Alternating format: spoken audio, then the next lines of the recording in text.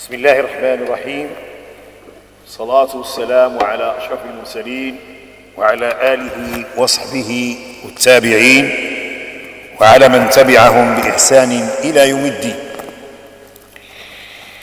وأشهد أن لا إله إلا الله وحده لا شريك له، وأشهد أن محمدًا عبده ورسوله ومصطفاه من خلقه وخليله، أرسله الحق سبحانه وتعالى بالهدى ودين الحق رحمة للعالمين، فأدى الأمانة وبلغ الرسالة ونصح الأمة وجاهد في الله حق جهاده حتى أتاه اليقين. اللهم صل وسلم وزد وبارك عليه وعلى آله وأصحابه وأتباعه وعلى كل من استنى بسنته واهتدى بهديه واقتفى أثره إلى يوم الدين. واجزه الله عن أمة الإسلام خير ما جزيت نبيا عن أمته ورسولا عن دعوته ورسالته، إنك ولي ذلك ومولاه. إخوة الإيمان، أحييكم بتحية الإسلام فأقول السلام عليكم ورحمة الله وبركاته.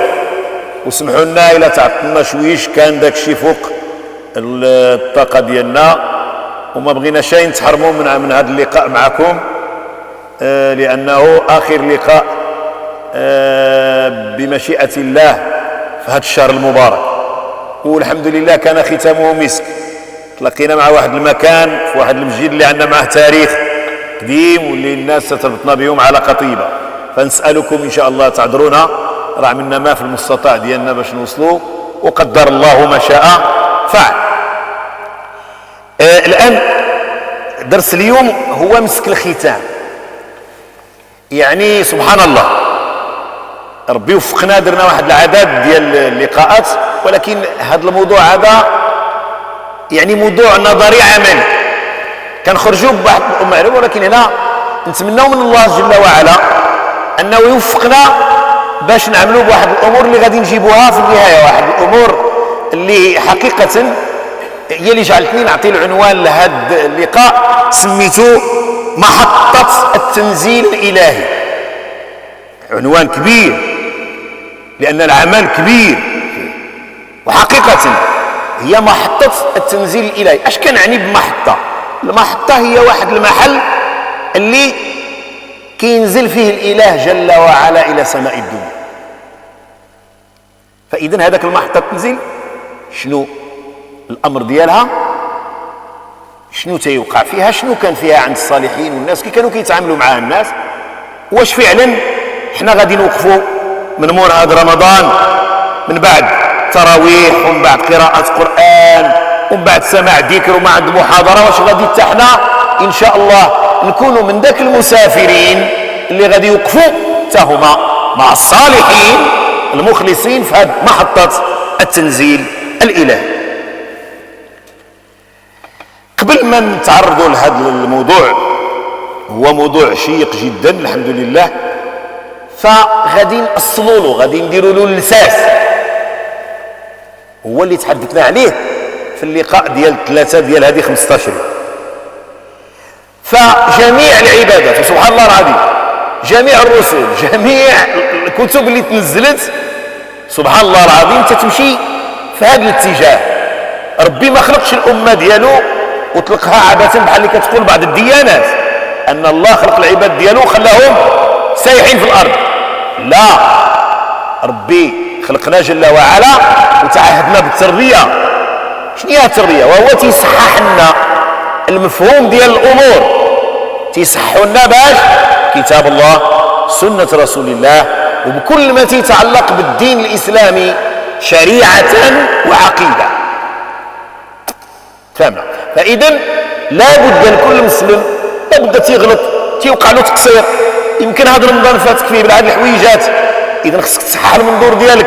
ها 6 أيام شوال جاية، ها أيام البيض جاية، ها الاثنين والخميس مازال موجود إلا بقينا من أهل الدنيا.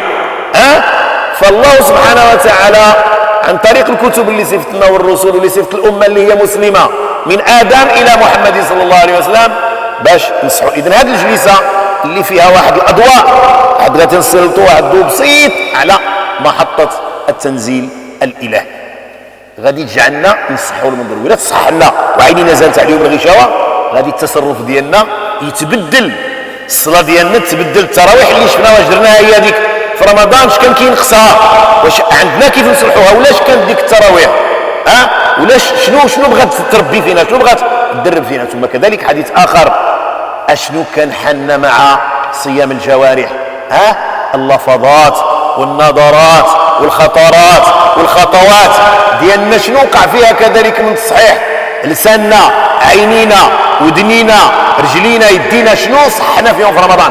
ام كان صيام بطن فقط وليس له من حظ الا الجوع والعطش. اسال الله ان يكون صححنا التصورات ديالنا للصيام. هذا التاصيل اللي كاين. اذا تصحيح التصورات يفضي الى تصحيح التصرفات.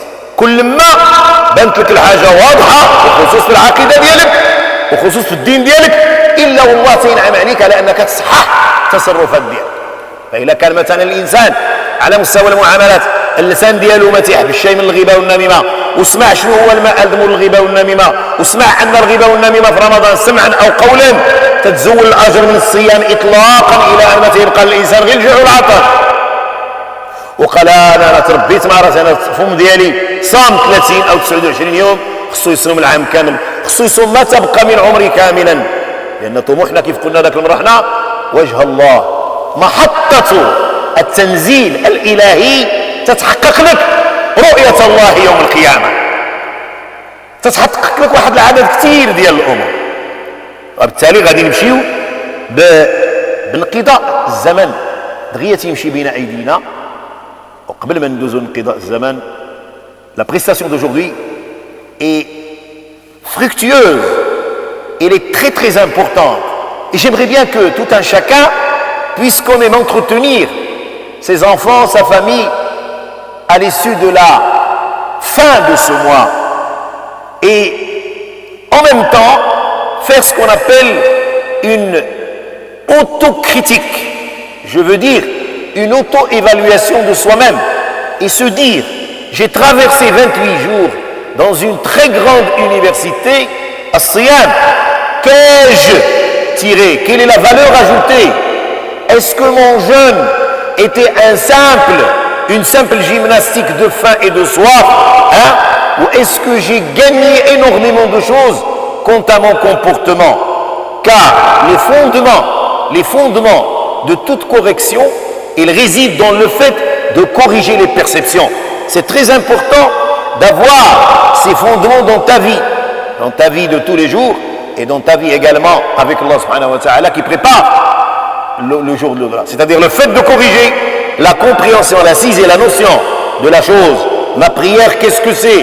J'ai fait tarawih durant le mois de Ramadan. Qu'ai-je appris? Suis-je sorti de cette école les mains vides, un fiasco total, sans rien gagner en contrepartie?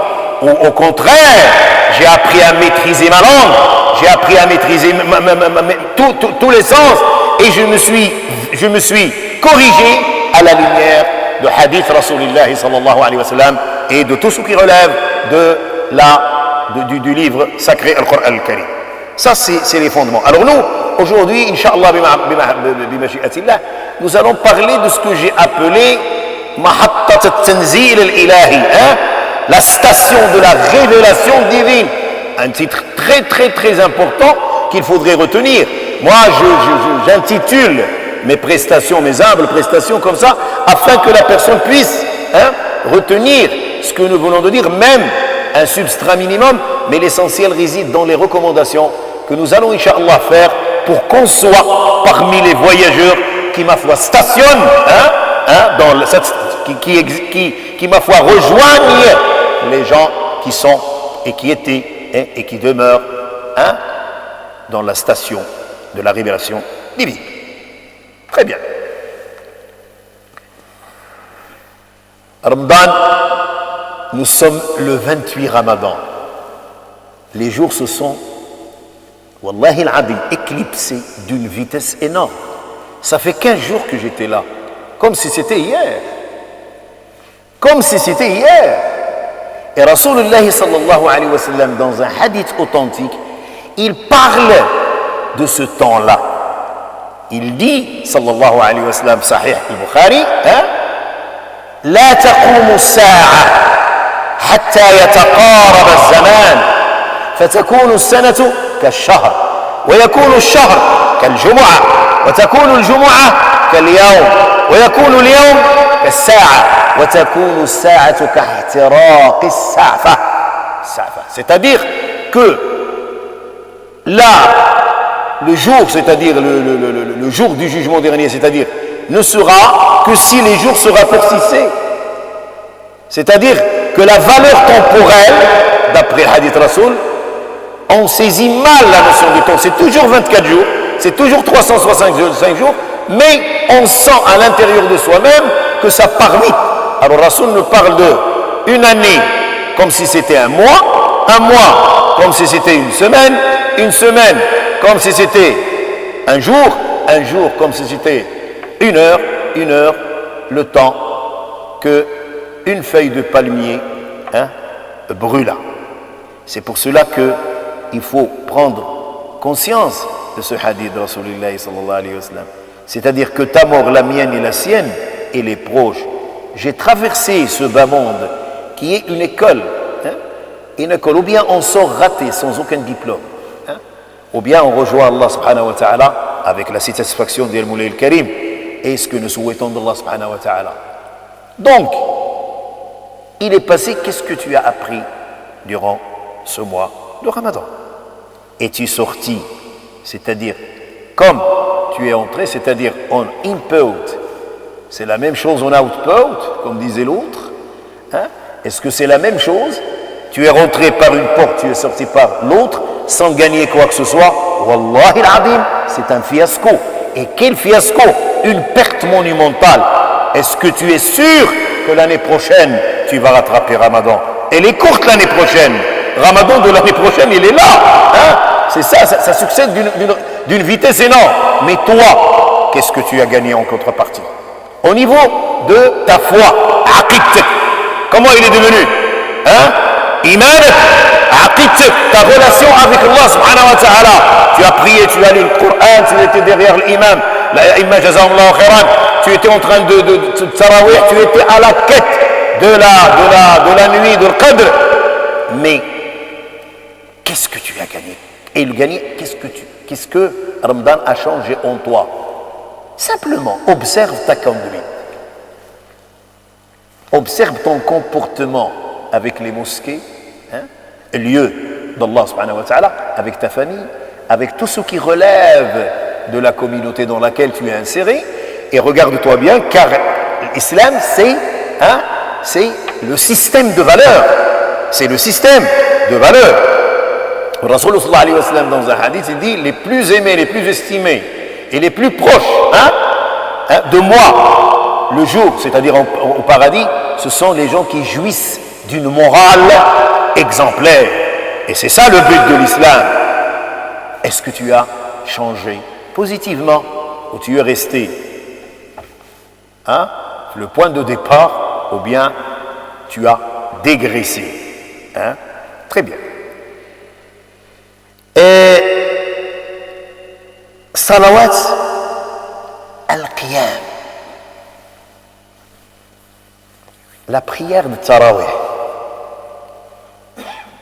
Qu'est-ce que moi j'ai pris uniquement ceci pendant le Ramadan? On a parlé de la faim, on a parlé de beaucoup de choses, mais ici tarawih, le fait de rester debout jusqu'à 23 heures dans certains coins, jusqu'à 24 heures dans certaines mosquées, plus tôt, plus tard. Mais de toute manière, le fait de rester derrière l'imam, d'écouter le Coran, tu peux faire 4 prosternations, 5, 6, 7, 8, ça dépend quand même de l'amour, du goût que tu as pris derrière l'imam.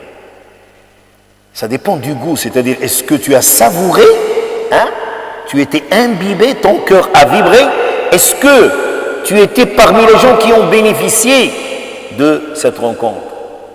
Tu étais parmi les croyants que, au moment de l'invocation d'Allah, ton cœur a vibré. Innama al-mu'minuna alladhina idha dhukira Allah wajilat qulubuhum wa idha tuliyat alayhim ayati zadatuhum imana. C'est-à-dire, est-ce que la lecture du Coran a laissé son impact sur ta foi? Non.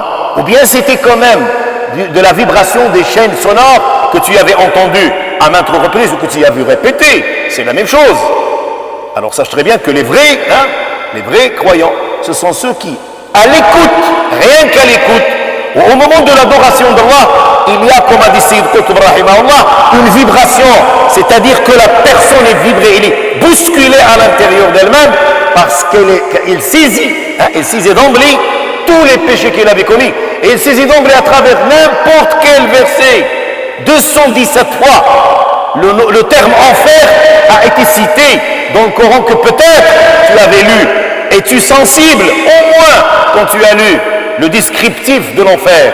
Es-tu sensible quand tu as lu et compris la nourriture des gens de l'enfer? Es-tu sensible quand tu as vu l'état de l'enfer? C'est ça le plus important.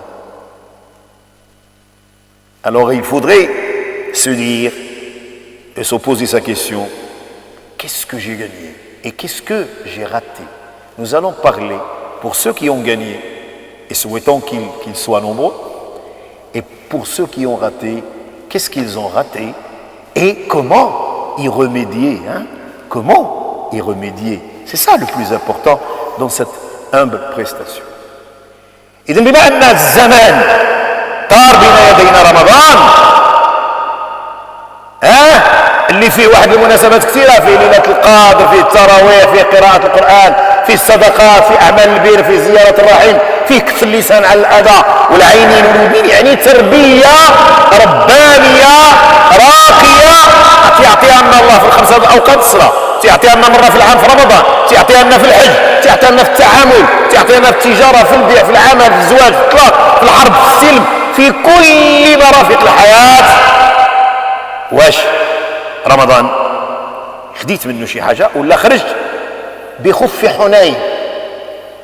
خرجت لا هدي لا هديك، يعني كيف ادخل عبد الله خرج عبد الله، لا تغيير لا في أخلاقه ولا في سلوكه ولا في معاملته ولا في حديثه ولا في الأذان دياله ولا في كل شيء تعمله، ولا في لباسه ولا في هيئته ولا في الجلوس دياله على المائدة ولا في معاملة دياله الزوجة دياله ولا في البحث عن العلم والترقي. لاحظ راسه أنه تيتعتع في القرآن، ولاحظ راسه أنه كسول في القرآن، وتلدد بالقرآن وفهموه، فهم شي طريف، فهم قل أعوذ برب الناس، فهم قل أعوذ برب الفلاح، فهم إن أعطيناك الكوثر وتمعن فيها وعرفها. شاف وصف بعض المرة قالوا له الناس أوفهموا بجهنم، سورة الغاشية في الأول ديالها، والجنة كذلك وأهل الجنة. هذا الشيء لما أثرش فيك يا أخي، قل راني مالي من صيام حظ إلا الجوع والعطش. ولكن عندك الحمد لله إلى مازال في العمر كاين لو غاشتاج. ربي عطانا محطات كثيرة، وعطانا واحد المحطة كل نهار، محطة التنزيل الإلهي. فإذا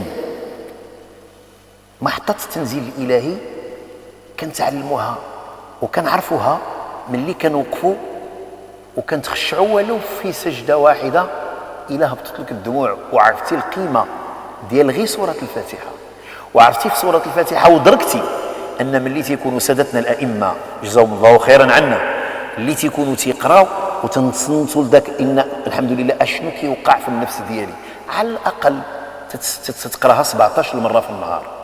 في رمضان سمعتيها مرارا في التراويح، 11 ركعة اللي كدار أو كل مسجد وشنو كيعمل، كلها تتوريك تتقول لك ها السنة ديال الرسول صلى الله عليه وسلم.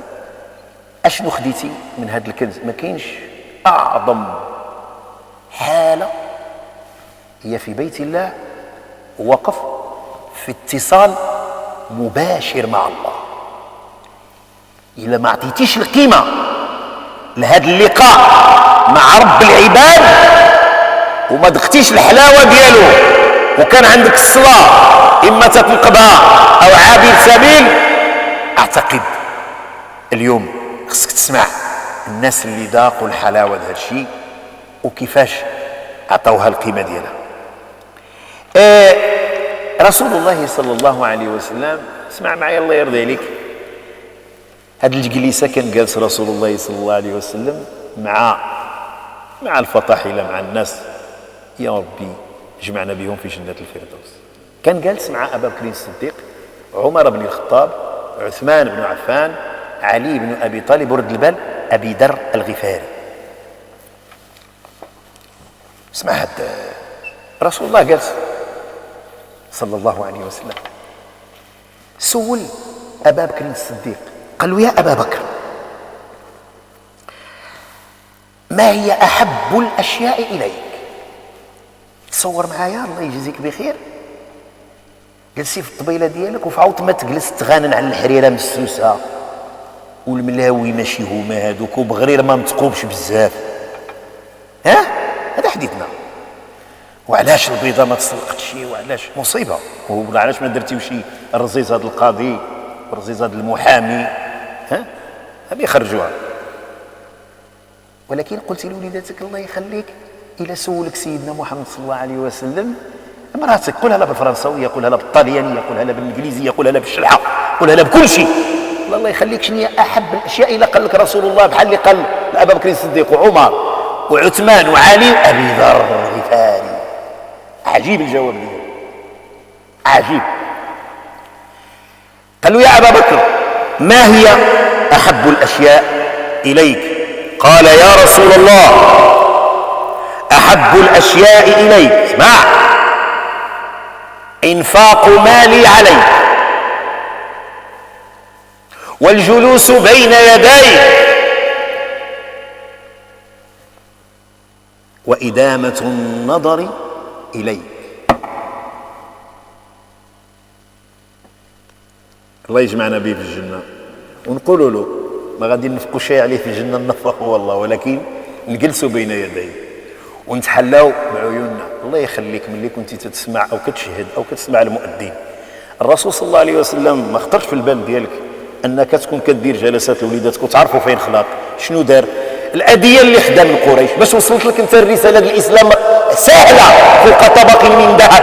هل علمتي ولدك وزولتي من مخو الابطال ديال الكره والموسيقيين وكل ما يلطخ الحضاره والثقافه الاسلاميه اللي قاصت المجتمعات ديالنا واللي حشاوها المسؤولين في البرامج التعليميه، وزولوا لنا الغزوات، وزولوا لنا الانبياء، وزولوا لنا حياه الرسول، وزولوا لنا كل امور اللي كتحيي فيك انت الهويه الاسلاميه.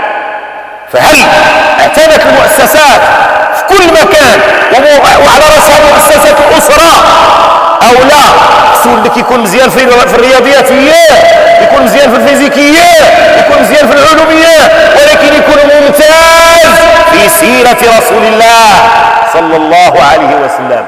ما انتش أبا بكر الصديق وقال له تنبغي ننفق المال ديالي عليك وتنبغي نكون جالس بين يديك، ولهذا غادي يدخل داير يدو على عمر وعلى أبا بكر الصديق الجنة بجوج، يد على عمر ويد على أبا بكر الصديق. احنا نتبعوهم إن شاء الله، إن شاء الله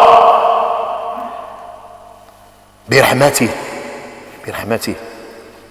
وأنت يا عمر، إذن أبا بكر الصديق غادي تقول لوليداتك قال للرسول وأنت وليدي الله يرضي عليك، شنو المحبة النبي عندك اللي هاش عملوا هاش عملوا هاش عملوا هاش قصة من أجلنا باش وصلنا الدين، وصلت لك أعظم نعمة على الإطلاق دين الله، وكنت من أعظم أمة محمد بن عبد الله. إلى ما عندك شي هذا الاعتزاز وما تيتهزوش نفسك، راجع أمورك ورجع للطريق، والطريق واضح والحجة واضحة، لا إله إلا الله محمد رسول الله. هذه الركيزة ديالك والركيزة لوليداتك والركيزة للمجتمع، خليناها فأصبحنا مدلة ومطية للعالمين. والله نسينا الله فأنسانا أنفسنا، اللهم ردنا إليك ردا جميلا. وأنت يا عمر شو هاد الهلاوة، شو على حديث، شو على جلسة، ماشي بحال الدباز في المسجد وغادي نجيو شنو وقع لنا بالدباز المسجد. والأمة الإسلامية من هذه 14 قرن تحرمت من واحد الخير كبير، الغلطة بسيطة ديال صحابة سنأتي عليه إن شاء الله. وأنت يا عمر شوف خير خلق الله على الإطلاق، جالس مع أحسن خلق الله على الإطلاق. خير الناس قرني ثم الذين يلونهم ثم الذين يلونهم، هذا قول رسول الله صلى الله عليه وسلم أو كما قال. قال له يا رسول الله اش كتظن؟ قال له عمر بن الخطاب احب الحق. وكذلك كان عاود سير الخلافه ديال عمر بن الخطاب الولدان. كتعرف الزوجه ديالك هذا الشيء هذا، قلت لها هذا الرجل العظيم اللي خصو يقرر رؤساء العالم وملوك العالم الحكم الالهي ويوري الامه في بقاع العالم شنو هو المفهوم ديال الحكم الخلافه في الاسلام. هي العدل، هي توقف الحاكم والمحكوم على قدم المساواه امام شرع الله. علمتي لولدك هذه الشخصيه الكبرى اللي كانت كتلبس الحويجات مرقعين وكتنعس في الخلاء، عمر بن الخطاب رضي الله عنه، اللي انتقل من راعي الابل عند باه الى امير المؤمنين ليس بينه وبين الله احد.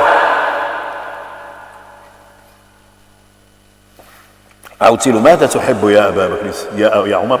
قال يا رسول الله احب الحق وقول الحق والامر بالمعروف. وكذلك كان. قل له وليدي خصك تحب الحق ما تكذبش. ها المثال ديالنا، ها الاستاذ ديالنا اللي هو تلميذ ديال من؟ محمد صلى الله عليه وسلم. وانت يا عثمان، هذا اللي كانوا تتستحيوا منه الملائكه، شنو الجواب ديالو؟ اش كتظن الجواب ديالو؟ pour qu'on puisse quand même aller voir, aller prospecter la station de l'avènement divin, il faut qu'on aille autour de Mohammed sallallahu alayhi wa sallam. Alors qu'il était entouré de 5 compagnons, Abu Bakr as-Siddiq, Omar ibn al-Khattab, Othman ibn Affan, Ali ibn Abi Talib wa Abi Dharr al-Ghifari. Qu'est-ce qu'il disait entre ses compagnons? Et regardez quel climat dans la mosquée. Il n'y avait pas de tapis, il n'y avait pas de chauffage, il n'y avait pas de plafond, il n'y avait pas de haut-parleur, du sable, du palmier, la pluie tombe parfois. Hein? Et quand on se lève de la prosternation, Rasoul avait, il y a même un hadith là-dedans, concernant Laylat al-Qadr, sur laquelle s'appuient certains érudits, hadith al-Tin.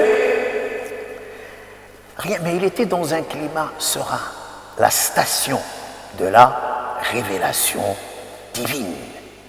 Il posait la question à ses compagnons. Quelle est, ya Abu Bakr as-Siddiq, la chose la plus aimée pour toi? Écoutez la réponse. Et pose-toi cette question.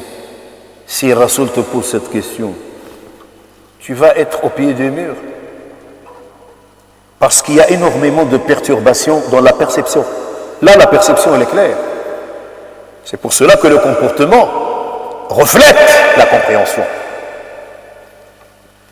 Il lui a dit, ya Rasulallah, j'aime dépenser tout mon argent pour toi. Et il l'a fait, Abu Bakr as-Siddiq. C'était pas de la parole.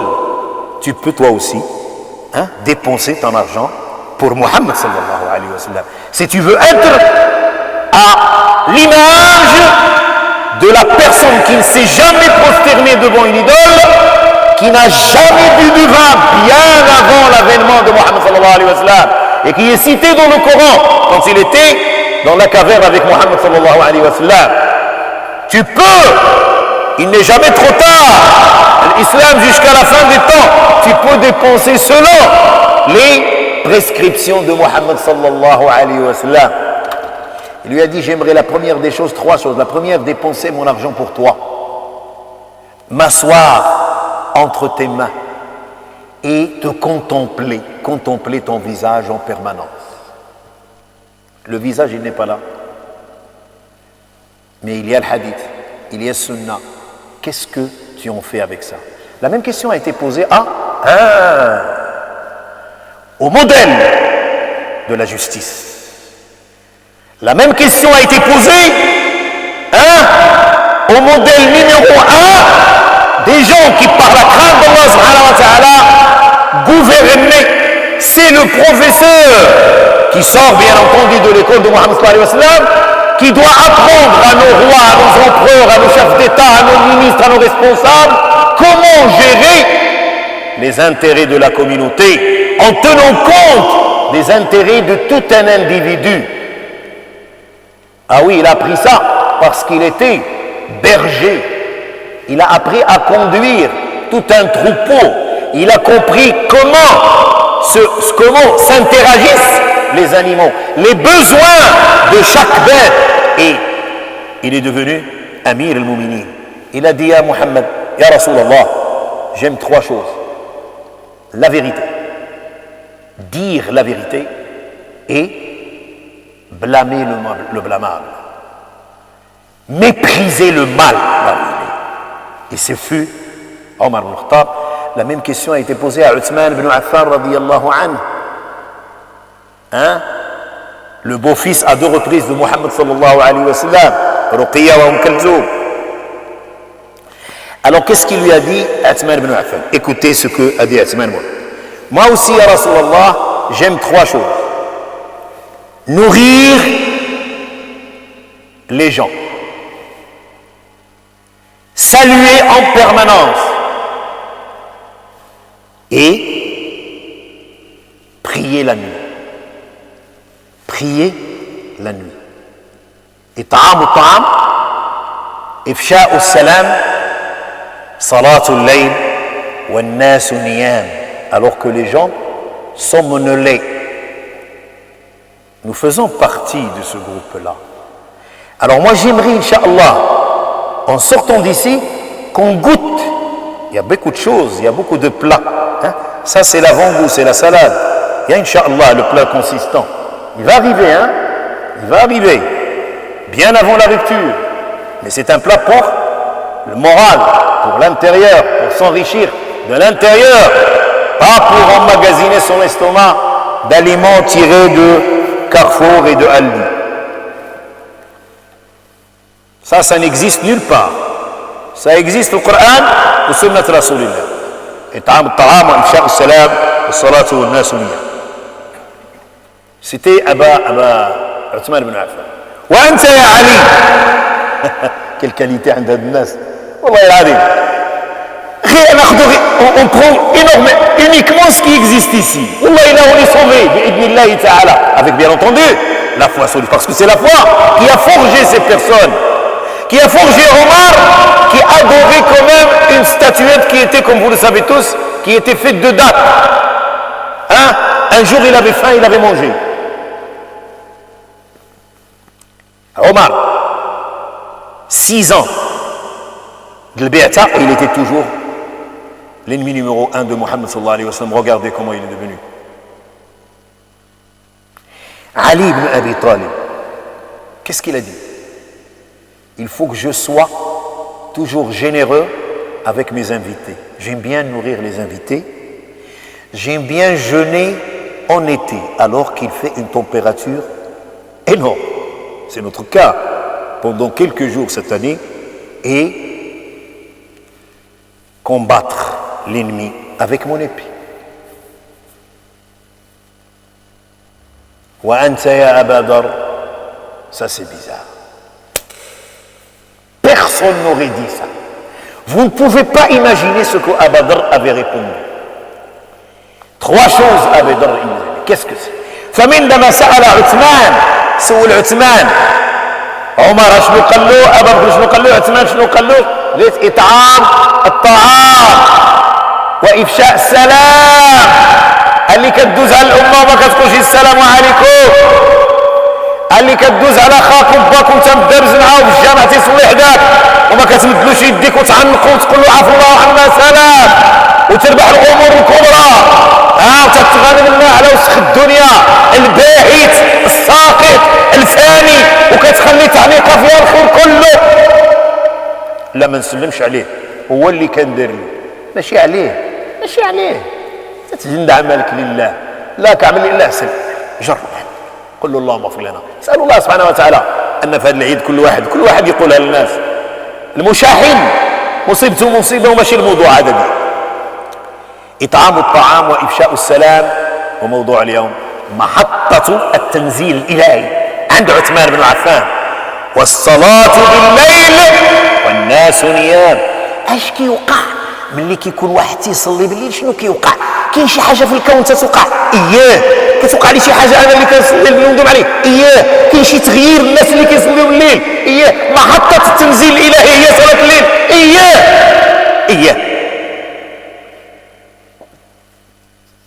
وانت يا علي يا رسول الله احب ثلاثه: اكرام الضيف، عندنا هذه القضيه، كل ما تيتعلق بالعلف حنا بخير، كاين مشكل ما نقدوش هذا القضيه، ولكن كاين اكرام واكرام، كاين اكرام واكرام، والله ينبهنا الاكرام الصحيح. اكرام الضيف والصوم في الصيف، نهار طويل هذا، كل خير. علي بن ابي طالب 3 الحويجات اللي تيبغي اكرام الضيف، وكان فقيرا، كان رضي الله عنه وكرم الله وجهه فقيرا، حياته سير قلب كيف كان كيخدم وكيفاش مراته فاطمه الزهراء، لا اله الا الله، والله يمكن نقارنوا راسنا بهاد الناس. لا حول ولا قوه الا بالله.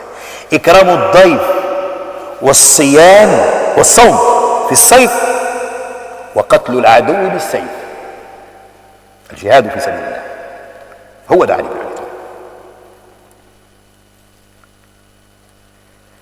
وانت يا ابا ذر غريب، ابو ذر الغفاري، اسم المسلمين الاولى، قبيله غفار كانت هي اللي كتسلط على قريش وتاخذ لها الفلوس ديالها، كانوا هذا ابو ذر الغفاري. الاسلام ديالو عاود الا جيتي تعاودوا وتقولوا لوليداتك قصه عظيمه ديال هذا الرجل هذا، لا من اللي مسلم ولا من بعد السلام ولا من لا اله الا الله. ما هي احب الاشياء يا ابا ذر؟ يا رسول الله احب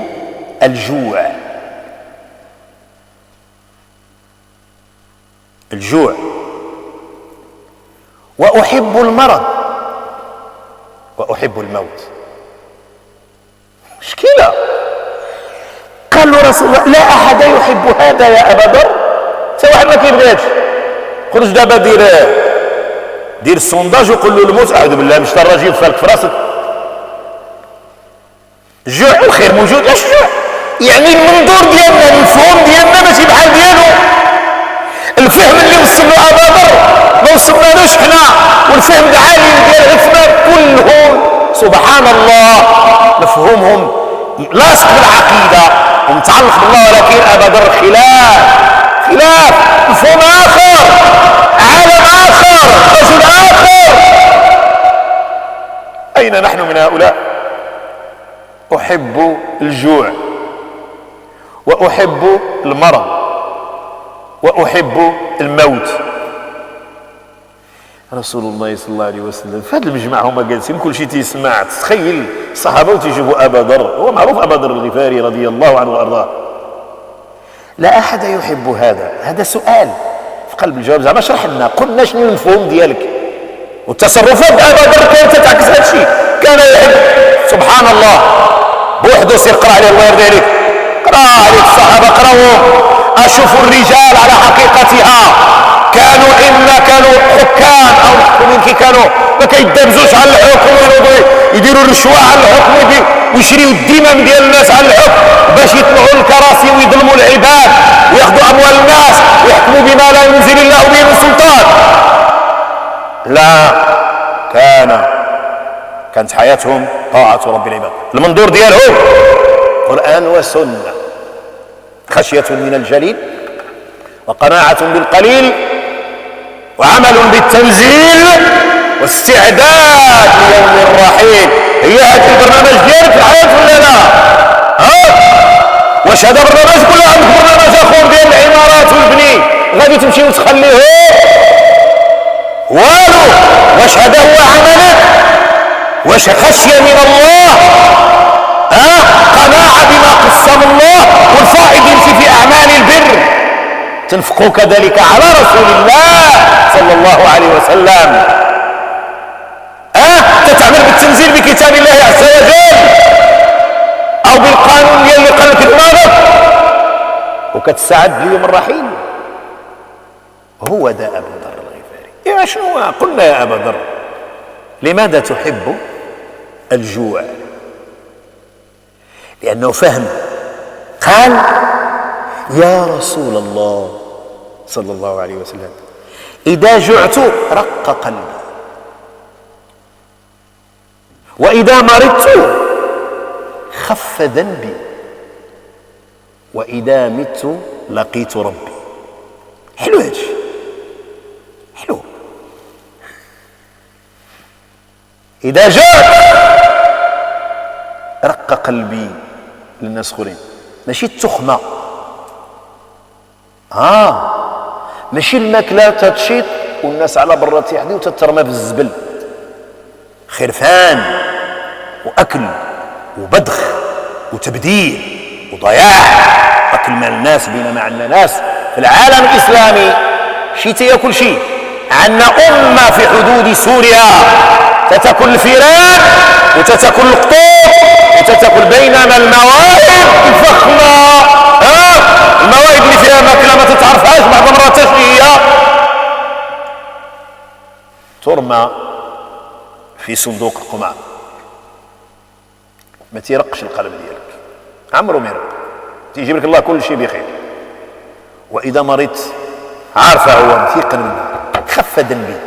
الابتلاء عارفه التطهير، ما قالش شو هذا صعب، ما قالش لا هذا ان شاء الله الابتلاء ديال الرفعه، لا قال غادي يطهرني من الذنوب. صحابي مع رسول الله صلى الله عليه وسلم من اعظم الصحابه رضي الله عنه يقول، وما كان عنده طمع في الدنيا رضي الله عنه وارضاه، تيغفر لي الله الذنوب ديالي، وإلا مت فرحان باش بلقاء الله، لأنه خاشي من رب العالمين، قانع بالخليل، تيعمل بما قال الله وما قال الرسول، وتيوجد الطريق ديالو إلى لقاء الله جل وعلا. طيب، ايوا شنو خصنا نعملوا منين نسمعوا هذه الهضره هذه؟ خصنا نتخلقوا بهذه الاخلاق، لان هذه اخلاق الرسول، هذو التلميذات ديال محمد صلى الله عليه وسلم. شنو خرجوا جالس حداهم تيعمل لهم امتحان، تيشوفهم باش يوصلوا نحن هذا الشيء. ولا حياه لمن تنادي. هنا كاين نعم سيدي الانفاق في اي مشروع موجود، هنا موجود. كاين الحق، خوض كل شيء على الحق. ثم كاين الاكرام، الصوم الحقيقي، مفهوم الموت، مفهوم المرض، مفهوم كل شيء موجود في هذه الجلسه مع رسول الله. يمكن لك دير بها دريس مع وليداتك وتقول جلسه مع محمد صلى الله عليه وسلم. Donc, quand la question a été posée à Othman ibn Affan, il a parlé, lui, les choses qu'il aimait, c'était trois choses. C'est le fait de nourrir, comme on a dit, les gens et de saluer, c'est-à-dire en permanence, les passants, et également la station, la prière de nuit, alors que les gens somnolent. Concernant Ali ibn Abi Talib, la même chose, c'est toujours le fait de donner. Il voudrait quand même être généreux, très généreux, alors qu'il était pauvre vis-à-vis de ses invités. Il voudrait avoir énormément d'invités. C'est une qualité d'ailleurs des Arabes, Ali ibn Abi Talib. Et le jeûne, pendant qu'il fait chaud, et également le fait d'utiliser son épée pour défendre l'islam contre la mécréance. Abadar, ça il faut retenir ça. Wa anta ya Abadar, et toi ya Abadar, disait Mohammed sallallahu alayhi wa sallam, dit ya Rasulallah, moi j'aime la faim, j'aime avoir toujours faim, et c'était le cas, ce fut le cas. J'aime tomber malade, j'aime la maladie, et j'aime la mort. C'est bizarre, pour nous c'est bizarre. Va poser la question à 1,5 milliard, et est-ce que tu vas recevoir cette réponse? Il aime trois choses: la faim, la maladie et la mort. Mohammed sallallahu alayhi wa sallam lui dit, mais ya Abadar, aucune personne n'aime ça. C'est-à-dire, explique-toi. C'est-à-dire, tu as corrigé extrêmement la perception des choses et il agit en conséquence. Que veut-il dire par l'amour de la fin? F-A-I-M, hein? C'est pas la fin du temps. F-A-I-M.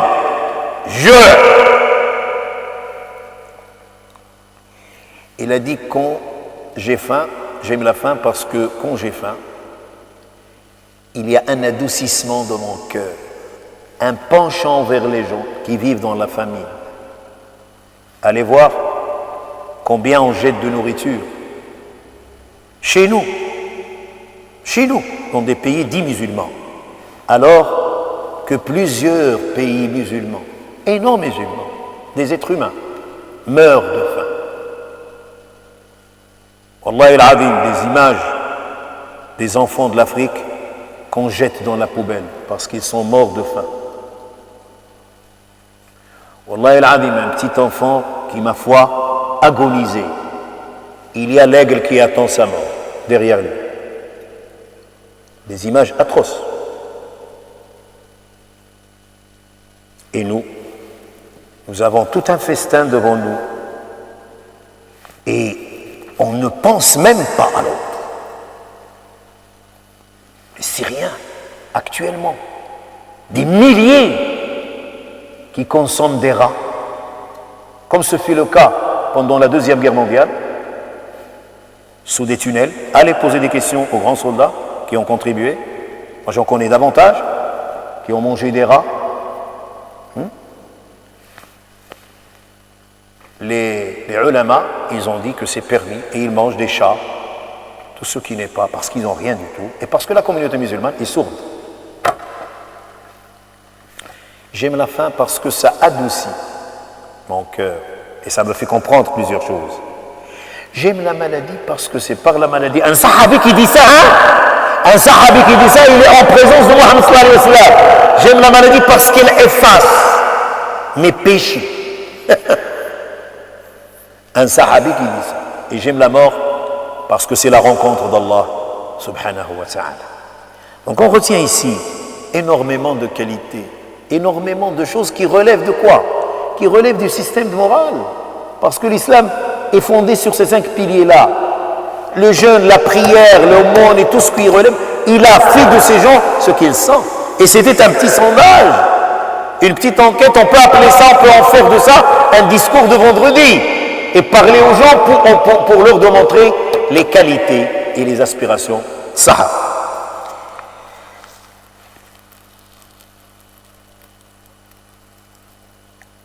كان واحد سيد سميتو أبو الحسن الشاذلي كان عاش في القرن السادس الهجري. هذا الحسن الشاذلي توفي وكان عنده واحد الولد تيقرا عنده طالب ديالو. داك الطالب ديالو ناعس وهو تيحلم. اشنو حلم؟ الشاذلي كان من الناس الصالحين، من الناس الزهاد، من الناس اللي تيقيموا الليل، من الناس اللي كانوا في المحطه في المحطه ديال التنزيل الالهي.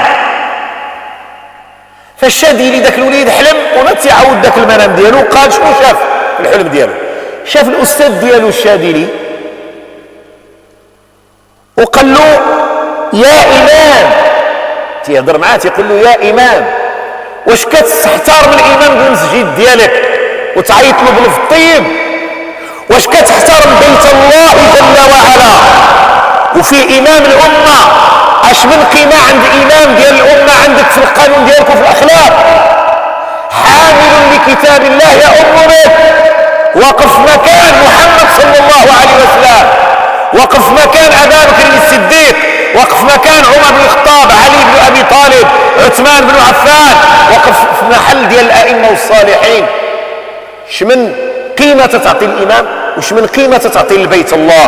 هنا لابد نحلوا واحد القوس قبل ما نشوفوا الجواب ديال الإمام الشاذلي التلميذ ديالو في المنام. دائما باش نهضروا على هذه الأهمية.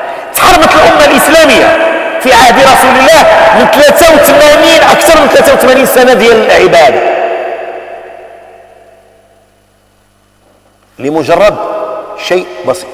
رسول الله صلى الله عليه وسلم في الحديث يقول: خرج من البيت ديال عائشة، ما معناه خرج من البيت ديال عائشة رضي الله عنها وفرحان، خرج فرحا. ليش؟ لأن خبروا الله سبحانه وتعالى بالضبط بالليلة ديال القدر. يعني لو كانت الأمة الإسلامية سقط أن نهار إما ليلة 23 أو 25 أو 27 أو 8 أو ليلة أعطاها الله، قالها له، قال: خرجت لأنبئكم، أو كما قال، بليلة القدر، فتلاحى رجلان بالمسجد فرفعت. صافي ما بقاش تبت عليها صلى الله عليه وسلم، رفع مولاها. علاش؟ جوج الناس غوتوا في المسجد، ماشي تسبوا، ماشي هبطوا الامام وجابوا الكلاب للجامع والبوليس. هادشي كتسمعوا ولا ما يفعلون؟ موجود. ماشي خربوا بيوت الله، لا، تيتغنوا هو وياه على الدين، واحد سلف واحد وتيتغنوا، ولكن الصوت مرفوع. الصوت مرفوع ترفع الأمة الإسلامية عبادة 83 سنة بقى فيها الخلاف كلها. وش كيقول؟ ليلة 21، ليلة 23، ليلة.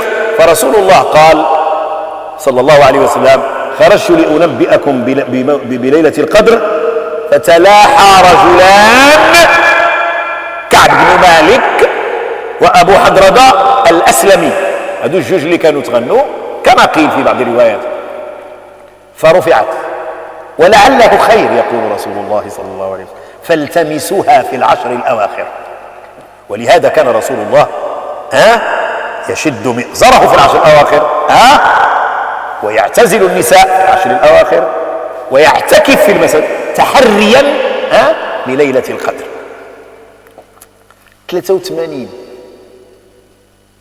سنة العبادة حرمت منها الأمة، ولكن فيها خير باش كتجتهدوا مزيانة. 10 أيام إنسان هو تيقلب على ليلة القدر. قال له: شفت في المنام. وقال له: يا إمام. جاوبوا أبو الحسن الشاذلي قال له: أش من إمام؟ ما أنا شيء إمام، لأنه تعود له على حياة البرزخ. ما عندي ألقاب هنا ولا إمام. قال له: والله ما صبر، اسمعش كيقول له رحمه الله. قال له: أنا لا شيء، والله ما نفعنا إلا ركيعات صليناها جوف الليل والناس نيام. ما عطاهاش هذيك الهبه، قال له ركيعات.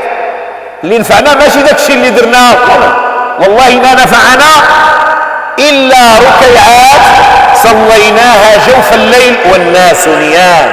يعني كان فاين اللي نفعته محطة التنزيل الإلهي.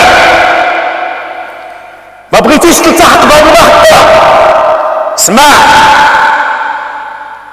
اش كيحدث ملي كتكون الليل ونطي والشيطان تيقول لك نعس والجناب ديالك عاجبينك، واللي دار غدا بلاتي شويه المكانه تتسرسر وكتشدها، مازال لك غير نص ساعه داير او ساعه بغيتي زعما تشرب او ناعس كتشخر شرقت الشمس، نسينا بلا راجل الفجر ما صليناش. الناس كان قلبها معلق ببيوت الله. تعلق قلبك بالمسجد تجي له كل فجر وكل عشاء، الخير الكثير. دابا تسمع شنو فيها. القلب ديالك الا كان معلق ببيوت الله وكتحب وكتعشق هذا المكان، والله الا حنا جالسين في احسن مكان. اي واحد جالس في بيت الله احسن من القصر، احسن من الفيلا، احسن من البقاع كلها اللي كاينه في الارض. هو هذا المكان، ولو كانت فيه غير التراب ومجموع كذلك بالجريد وفيه غير الحيوط ديال الطين وانت جالس تصلي بيت رب العالمين، فانت في ضيافه الله. ما تقنطش، الجلوس في بيت الله عباده.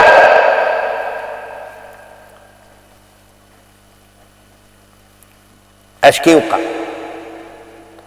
هاد الناس ديال محطه التنزيل الالهي شنو تيوقع؟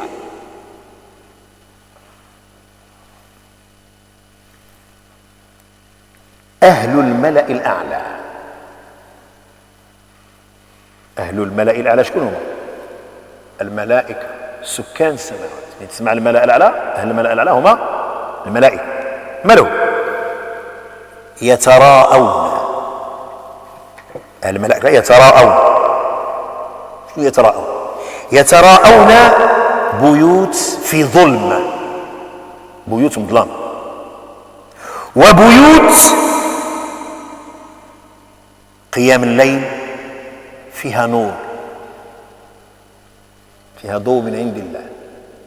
رجل ساكن في بويت، ناض قبل الفجر، مريته موراه، وليدته موراه، جالس كيصلي، كيشوفوهم من الكواكب العليا، تيشوفوا بحال اللي كنشوفوا النجوم حنا، كيشوفوا ذاك البويتات هادو 20 بيت مظلام، وهذا بويت فيه النور. يلا شنو هو؟ إذن هذه محطة التنزيل الإلهي.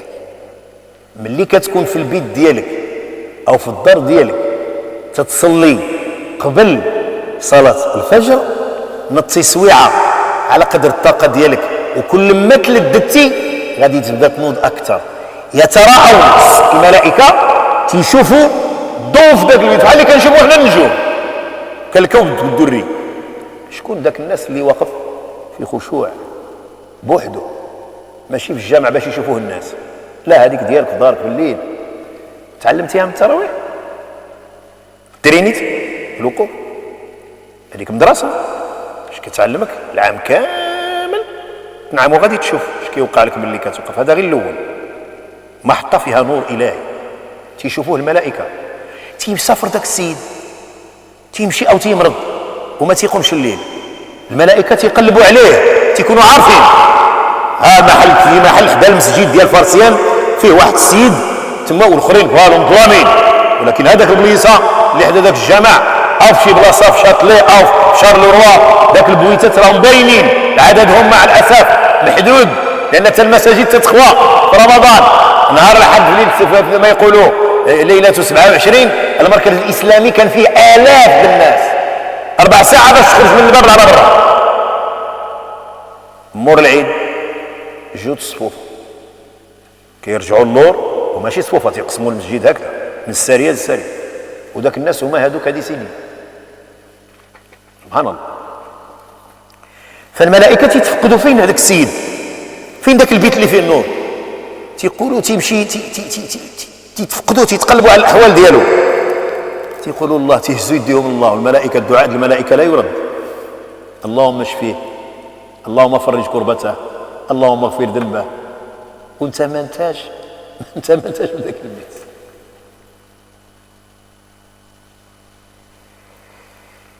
هذا هو الرصيد، هذا كابيتال صحيح خديتيه، هذا راس مال ما تظنش ذلك اطلاقا. بها ربي يعطاك 29 او 30 يوم تدرب مور الائمه، مور سادتنا القراء، الله يجازيهم عنا خيرا، والله يجعل كل حرف قراوه ان شاء الله يكون لهم عتق من الله، ليلهم ولوليداتهم.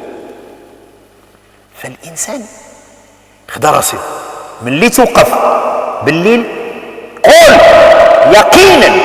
يقينا ماشي اللي كنقول لك الاحاديث، مثلا نقول لك شي الخضره خاويه، شي تنقول لك احاديث ديال سيد النبي، ان انت واقف والملائكه تشوفك البيت ديالك كله نور، ديك الخيمه الصغيره اللي فيها غير فريش وما فيها والو وما فيها حتى حاجه، فيها طنجره وفيها شي حاجه الوليدات ناعسين ليه، وانت جالس تصلي واقف في هدوء وفي خشوع والدموع، وانت جالس تقرا ما تيسر من كتاب الله ومتوجه لله جل وعلا، ساعه الخشوع، لانها محطه التنزيل الالهي.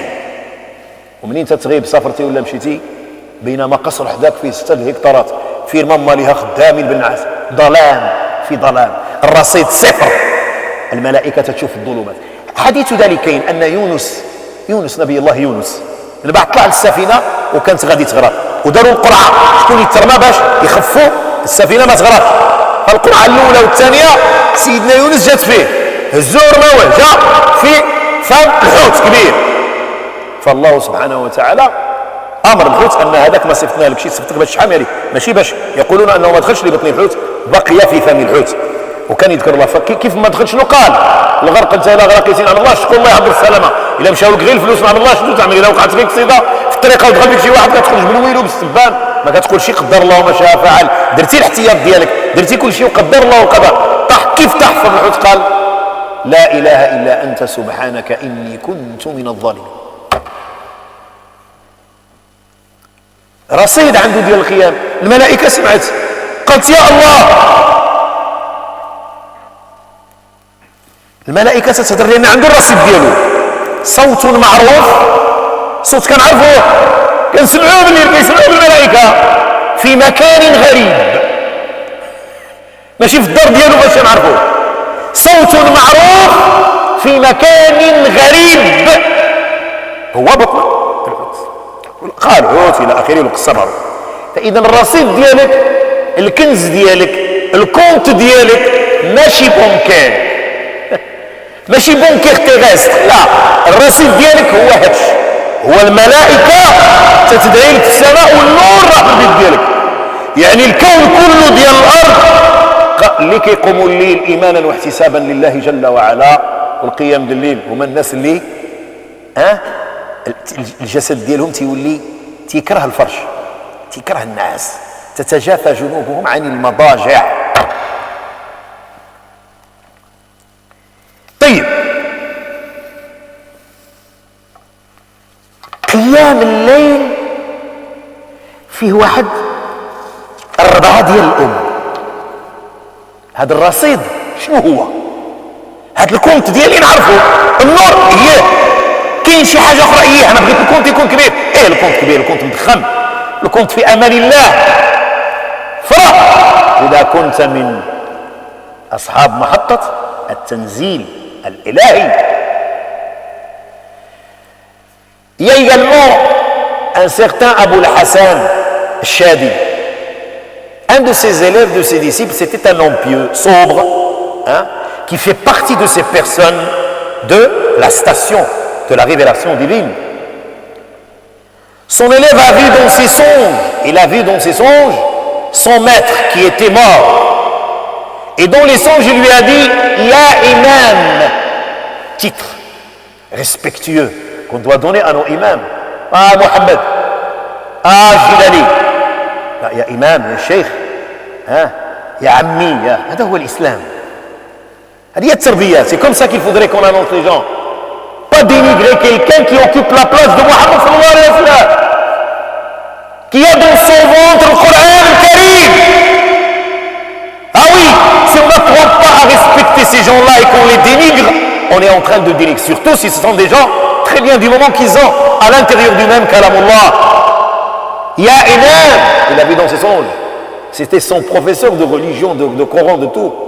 Quand il l'a arrêté, il a dit ne m'appelle pas imam, je ne mérite pas. Dans l'au-delà, je n'ai pas trouvé le titre de imam, ni rien du tout. Tout ce que j'ai fait, la seule chose qui m'a été comptée comme compte, comme capital, qui a été comptabilisé, c'est ce que j'ai gagné dans la station de la révélation divine. Quelques prosternations que j'ai faites alors que les gens dormaient. C'est ce que j'ai trouvé comme capital auprès de mon Seigneur. Quand tu... Et fais-le. Aujourd'hui, inscris-toi. Le billet est gratuit. Pour pénétrer la station, le billet est gratuit. Tu ne payes rien du tout. Tu rentres chez toi sans aucun déplacement, sans aucune peine. Un petit tapis dans un petit coin de chez toi. C'est ça, c'est une station. Tu vas créer chez toi la station de la révélation divine. C'est difficile. Tu es passé 29-30 jours dans l'école qui va t'apprendre à prendre le chemin durant le restant de ton existence. Et tu vas voir, tu vas alimenter ton compte ma Allah Jalla wa Ala. Que se passe-t-il quand je suis dans un petit coin, un petit studio, une petite chambre, dans la campagne, dans un bled, avec un petit matelas de rien du tout, mais un cœur plein de l'amour d'Allah? Je me lève 1 heure avant, 2 heures avant, on va voir les gens, aïe aïe, on va voir les gens de la station qui sont là depuis des années, les gens qui ont bien compris l'importance de cette station, qui ont bien saisi l'ampleur du capital qu'ils gagnent. Tu es là. Les anges qui habitent le ciel. Hadith, ça, ce ne sont pas des histoires Raconte ça à ta femme et à tes enfants. Du haut du ciel, des centaines d'années de kilomètres, ils te regardent. Cette petite chambre illuminée, elle est illuminée par la lumière.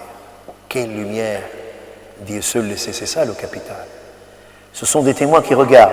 50 maisons sombres, noires. On n'entend que jusqu'au matin. Et plus encore. Là-bas, on entend Alhamdulillahi Rabbil Alamin, Ar-Rahman Ar-Rahim, ila akhiri, Alif Lam Mim, Dhalika al-Kitab la rayba fihi hudan lil muttaqin, et Al-Ghashiyah, tout ce que tu apprends comme Coran. Nous allons voir, tout est compté. Si tu es dans la station et tu achètes un billet de 10 versets, tu as la récompense de 10 versets. Si tu es dans la station et tu achètes un billet de 100 versets, tu as la récompense de 100 versets. 1000 versets, tu as la récompense de 1000 versets. Kullu bi miqdar. Faut quand même la course vers l'or Allah. اجلس هنا كون vers قدامك لا والباس الفواياج لا لا لا لا لا الآخرة قلنا هذاك المرة ناس ديال الآخرة. Bon, alors là il te regarde entre 1000 ou 4 ou une dizaine dans ton petit logis, si modeste soit-il, il y a de la lumière. Ilahi, c'est ça, tu as créé chez toi une station de la révélation divine qui continue. Alors il y a cette lumière. Et quand tu voyages, quand tu tombes malade, quand tu ne te réveilles pas, les anges se posent des questions à ton propos. Où est-ce qu'il est Miloud ben Aïcha? Nous avons l'habitude de voir sa maison s'illuminer. Il est là, il est malade, ou il est en voyage, ou il est en détresse. Les anges demandent à Allah subhanahu, font des invocations pour toi. Que Allah le guérisse, que Allah résolve son problème, que Allah lui rapporte sérénité. Et ça c'est très bien que les invocations de Malaïka, ça se retourne pas. Voilà ce que c'est. Voilà le premier. Tu as déjà construit, tu vas le faire. Tu vas créer une station chez toi. Dis-moi où ce sont des propos à l'issue desquels tu attends le murad. Il ne faut pas que ça entre par ici, que ça sorte. Parce que c'est le meilleur des trésors. Qiyam al-layl. Également, Yunus, Nabiullah Yunus, alayhi salam, vous savez, avec la baleine, l'histoire est connue. Quand il a été embarqué dans un navire, et que le navire allait couler. Et alors la décision a été prise comme quoi il faudrait jeter certaines personnes dans la mer. Et quand on a fait tirage au sort, à maintes reprises, c'était Yunus. C'était volonté d'Allah subhanahu wa ta'ala. Une fois jeté dans la mer, il est tombé exactement selon la volonté d'Allah dans la bouche d'une baleine. Première des choses qu'il avait dites, il est dans le noir. Il est dans le noir. Mais dans le noir, il a créé dans la bouche de la baleine, l'énorme bouche de la baleine, il a créé sa station de révélation, d'illumination, il a créé la lumière. Et alors là, les anges qui avaient l'habitude d'entendre sa voix, ils disent, mais cette voix, nous avons l'habitude de cette voix, mais elle est dans un coin étrange, dans un lieu étrange.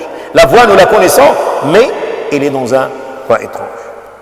Qu'est-ce qu'on gagne encore? Quel est ce capital qu'on doit enrichir avec la prière nocturne de nuit? Qiyamul layl, min a'zam, من أعظم أسباب قيام الليل. هذا السtation, qu'est-ce qu'il te donne? من أعظم أسباب رؤية نور الله يوم القيامة. أنا بديت لك بالكبيرة. من أعظم أسباب النظر في وجه الله قيام الليل. ترى وجه الله، ملائكة تسيب البيت ديالك منور. علاش؟ لأن ربي تينزل تاوى لسماء الدنيا. وي. فمن الأسباب بحياتك إلا خرجتي من رمضان بهذا الربح ودرتي في الدار ديالك محطة للتنزيل الإلهي، فكن على يقين بصدقك والعزيمة ديالك وبالاستمرار ديالك سترى وجه الله يوم القيامة. ربي يقول ومن الليل فتهجد به نافلة لك عسى أن يبعثك ربك مقاما محمودا. وهذا خاص برسول الله صلى الله عليه وسلم، مقام الشفاعة. الصحابة كيف كانوا كيديروا؟ الصحابي عارف هذه الآية هذه، وعارف شنو كيقول الله جل وعلا في قيام الليل في القرآن: أدنى من ثلث الليل ونصفه وثلثه إلى آخره. فكان كيتسل، يقول هو كيخرج من الفرش هو ناعس، هذا الزوجة ديالو بحال المرأة ملي كتكون خارجة كيقولوا اللي كيشبهوا باش ما تفيقش ولدها من النعاس، باش كيوقف يصلي الليل تينوض من الفرش ديالو ناعس، هذا الزوجة ديالو سخون مع راسو البرد الى اخره، ولكن داير الوقيت فاش كيمشي للمحطة كون على يقين ملي كتولي كديرها كتسنس كيجي بحال واحد الملك ينوضك، والله العظيم بلا منبه. المره الاولى كدير المنبه، في الثاني بحال اللي كيجي شي واحد يقول لك كاع قبل الفجر. هادشي ماشي غريب، هذا مولانا قربتينو جاك تيعرف سبحانه وتعالى وهبط عندك تيقول لك بغيتي سولني نعطيك، استغفر لي نغفر لك.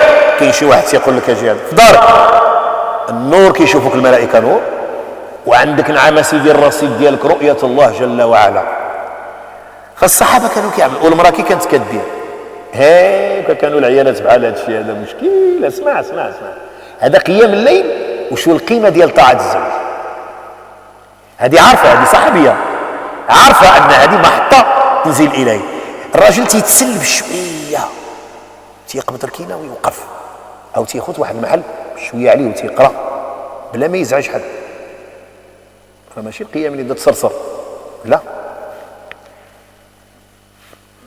هدوء، تتعطي القران حقه، تتقرا المسائل الميسره، تتحافظ على القواعد، لا من غنى ولا من ادغام ولا من اقلاب ولا من قلقله ولا من مد بانواعه، تحافظ عليهم. وداك الشيء يحفظ غير بشويه عليك، بدا غير بشويه عليك. سادتنا الفقهاء كاينين اعظم درس يمكن لك تخلص عليه اللي عندك كامل حسن الماكله هو درس القران الكريم تحفظه على حقيقته. انا عاملين واحد الحويجه الا بغيتيو تدخلوا لواحد السيت، ماشي سيت ديالي، تندير تحفيظ القران غامدي، تسمع جوج ديال السطيرات كيف تيقراهم، حفظهم كيف تيقراهم. وكاين الحصري، هذاك ورش وهذاك حفص، قرا باش ما بغيتي، الحصري ورش وهذاك بحفص. تنعمل جوج السطيرات، تدخل له الى عندك اللي عنده الايميل ديالو يعطيه لي ويبدا يحفظ القران. راهم بزاف الناس اللي ولاو تيحفظوا القران بهذه الطريقه هذه، واللي كيحفظ ويصيفط لي يقول لي راني حفظت داك الجمل، كنصيفط له الشرح بالفرنسيه، كنصيفط له ليكسبليكاسيون فرنساويه. راه جاوبوني بزاف الحمد لله، سالوا الله، لان ماشي ذاك القضيه ديال خيركم من تعلم القران وعلمه. صبرنا هذه الطريقه هذه، الناس ما كيتجمعوش ما كيبغيوش، قلنا راه نصيفطوه بهذا الشكل. وجاوبوني، كيجاوبوني نساء بنيتات ديال الناس اللي كنعرف، الناس اللي كنعرف من العائله، بعض الناس جاوبوني لي كونفيرتي. تيقول لك اودي راني حفظت داك الشيء. جوج الجمل شنو درت؟ الف لام ميم ذلك الكتاب لا ريب فيه هدى للمتقين الذين يؤمنون بالغيب ويقيمون الصلاه ثم رزقناهم ينفقون.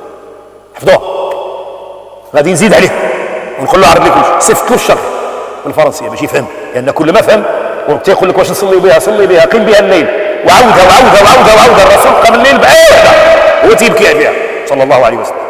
الحلاوه هي كتناجى مع الله، كتقول مع راسك تخيل انا راه كيشوفوني الملائكه، انا هاد البيت ديالي ضاوي ديال جاري باخر نتمنى الله يهديه، ولكن راه الله انا الان اذا بقيت على هاد الطريقه هذه غادي نشوف وجه الله يوم القيامه.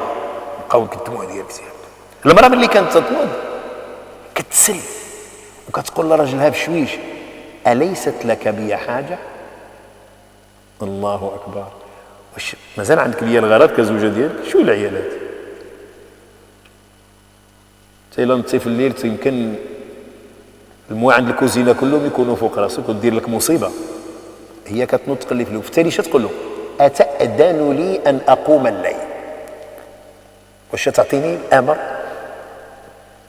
باش نقوم الليل. هذه غادي تمشي لأعظم مكان تطلب الإذن من زوجها. ما أحوجنا إلى أسر بهذا الشكل. المرأة شدي ماشي لا أعظم محطة لتنزيل الإلهي سعة القدر.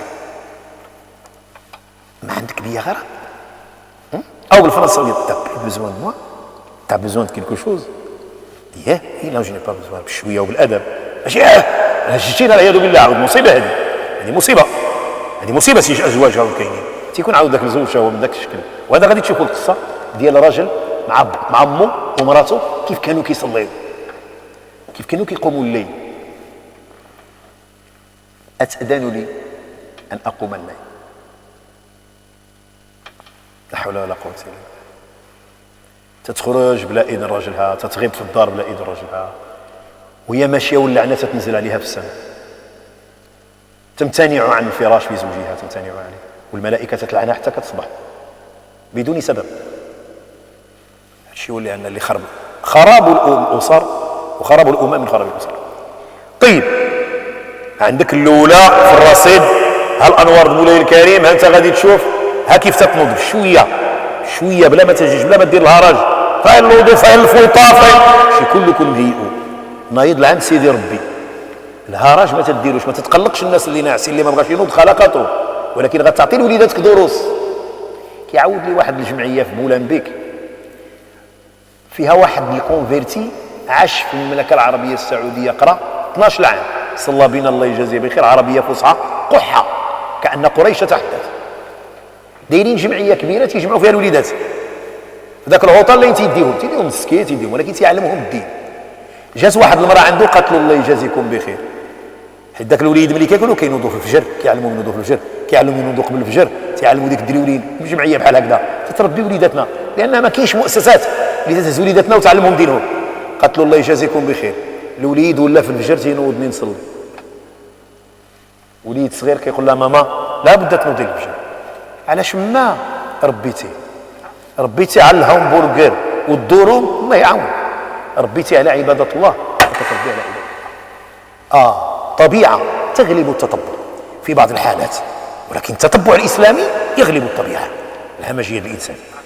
طيب قيام الليل اش كيعمل عاود؟ ما كاين شي مكسر من رؤيا الله يوم القيامة، ولكن هنا في الدنيا اش كيدير؟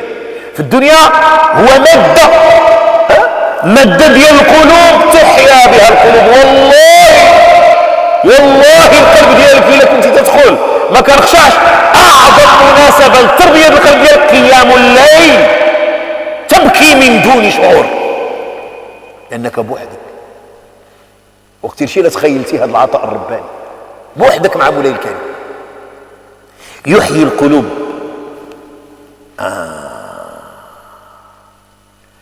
هنا غنذكروا واحد رجل صالح من كبار التابعين، عطاء بن رباح. هضرنا على الحسين شديد، دابا هذا عطاء بن رباح كي كان كيقوم الليل. قيام الليل en plus de cette illumination de ton domicile, il y a une récompense que tu dois ajouter à ton capital, à ton actif, à ton coffre-fort divin. Sache très bien la persévérance dans cette prière nocturne le jour du jugement dernier. Sois sûr et certain, si tu meurs dans cette perspective, tu auras l'avantage le plus grand, la plus grande récompense, tu auras l'avantage de voir Allah subhanahu wa ta'ala.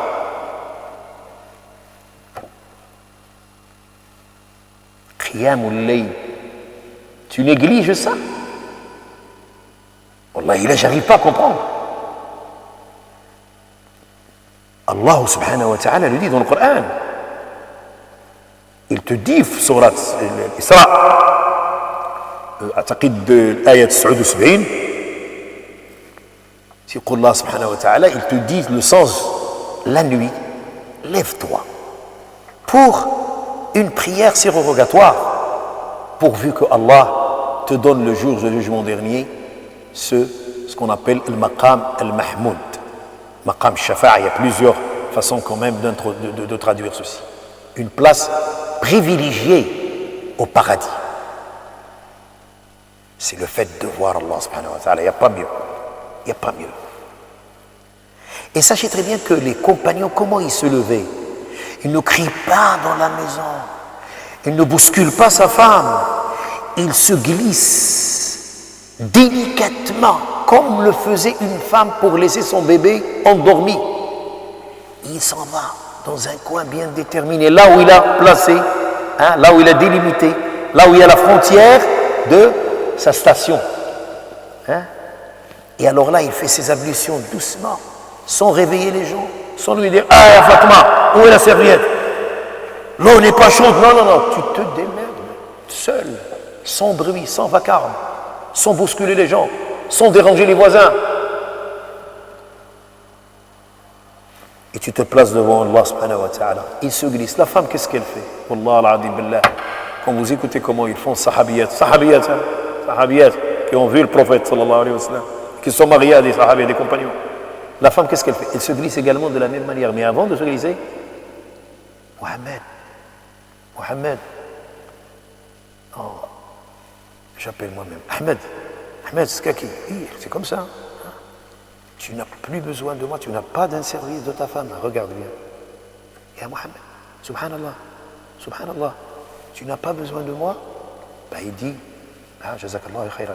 Pas, mais tu me réveilles, qu'est-ce que tu... Non, jazakallah khairan. Écoutez, elle demande la permission pour la chose la plus noble. Est-ce que tu me permets que je fasse la prière nocturne? Comparez. Comparez l'incomparable. Comparez l'incomparable, que dire de nos femmes? Elles demandent silencieusement, délicatement, avec beaucoup de politesse, une permission pour joindre sa station de la révélation, pour aller joindre Allah Jalla wa ala. Musiba.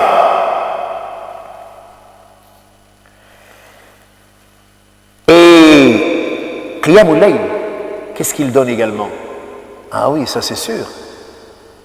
La meilleure des choses, le jour du jugement. Mais ici sur terre, sur ce moment, qu'est-ce qu'il te donne, Qiyamul Layl, quand tu persévères, quand tu goûtes, quand tu savoures, quand tu restes toujours accroché à ce plaisir qui n'a pas d'équivalent? Alors là, que se passe-t-il? Il y a ton cœur dont tu souffres. Chaque jour tu dis non, je n'arrive pas à avoir un khushu', je n'arrive pas à avoir un cœur doux. C'est l'école, c'est dans cette station-là que tu vas adoucir, que tu vas goûter, la lumière va le pénétrer et tu vas vivre des moments extraordinaires et solennels. Écoutez comment les gens d'autrefois organisaient cette prière de la nuit. Ata ibn Rabah, un sage et pieux, tabi', qu'est-ce qu'il faisait? Il habitait avec sa mère, son épouse et lui-même. Qu'est-ce qu'ils font? Ils se départagent la nuit en trois. Sa maman, le premier tiers de la nuit. Sa femme, le deuxième tiers de la nuit. Et lui, le troisième tiers de la nuit. Chacun, c'est-à-dire que la maison est toujours illuminée, toute la nuit. Parce que, au nombre, tant que tu es éveillé, elle est illuminée. Tu dors, panne de lumière. Alors lui, pour que sa maison reste toujours illuminée, sa femme, le premier tiers, sa maman le premier tiers, sa femme le deuxième, sa maman est morte. Imaginez, il s'est réparti la nuit en deux, la moitié pour sa femme et la moitié pour lui. Il veut garder son capital. Sa femme est morte. Il s'est réveillé toute la nuit durant 20 ans. Il ne veut pas perdre ce qu'il avait gagné. Ah oui, il ne faut pas se retirer. Il ne faut pas commencer à se retirer. C'est une perte. C'est de l'abrutissement. عطاء بن رباح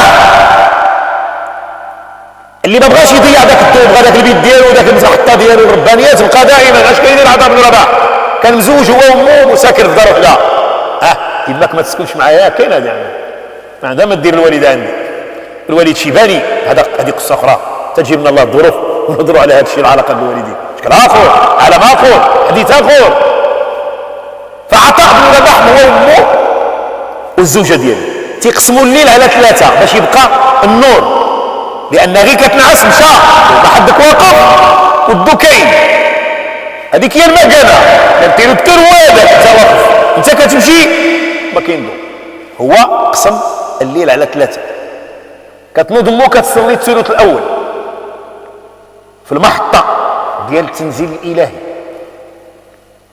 كتنوض مراته كتصلي الثلث الثاني كينوض هو كيصلي الثلث الثالث البيت ديما ملائكه تيشوفوا الضوء هذا خص يكون بيتنا منور هذا البيت الرصيد ما بغاوش يضيعوه الكنز اللي خداو ما ضيعوش ماتت الام ديالو رحمها الله فاذا به تيقسم الليل مع مراته على جوج النص هو والنص مراته تينعس الضو مازال مراته كتصلي كتفيقوا بشويه تينوض هو كيبقى الضو ديما شاعل في الدار ماتت مراته بقى بوحدو عطاء بن رباح تيقوم الليل كاملا 20 سنة 20 سنة هذا باش نقول لك ذاقوا الحلاوة ديالو دخل الإيمان للقلب غير تذوقها لا أنت تذوق غير الدلاح تاعي وأنا معك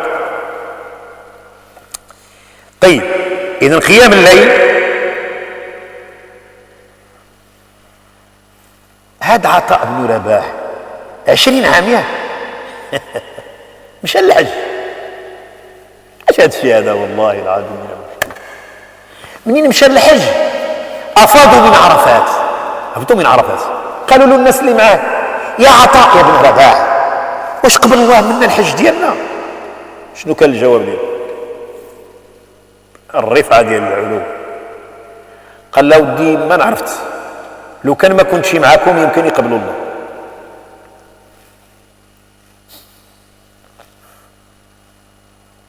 Atta ibn Rabah qui a fait sa vie, yani c'est quelque chose d'extraordinaire. Avec cette prière de 20 ans, au pèlerinage, il était en compagnie de plusieurs personnes.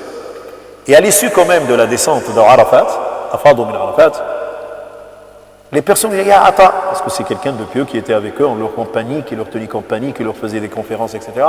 Est-ce que Allah a accepté notre pèlerinage? Il leur a dit Je ne peux pas vous dire, mais il se peut qu'il l'accepte si je n'étais pas avec vous. Quelle modestie. Il sous-estime tout ce qu'il fait. حنا الراجل تتكون غادي معاه تتقول له غادي نمشيو نشريو شي سياره شو على هضره تيجاوب تيقول لك وان شاء الله يصلي العشاء عاد ندوز الجامعه جاب العشاء بالطوموبيل تتقول له غنتلاقاو في البلاصه تيقول لك بين المغرب والعشاء منين نخرج ان شاء الله من الجامعه راني تنقرا الحزب بوكا تو راكونت سا اذا قيام ليلك سر بينك وبين الله جل وعلا محطة ربانية بينك وبين الذي أنشأك سبحانه وتعالى قيام الليل شكي يعطي إذن قلنا الملائكة والنور في الدار ديالك تتشوف مولاي الكريم في يوم القيامة تيطهر لك القلب ديالك وينقيه لك وتينور لك الوجه ديالك والله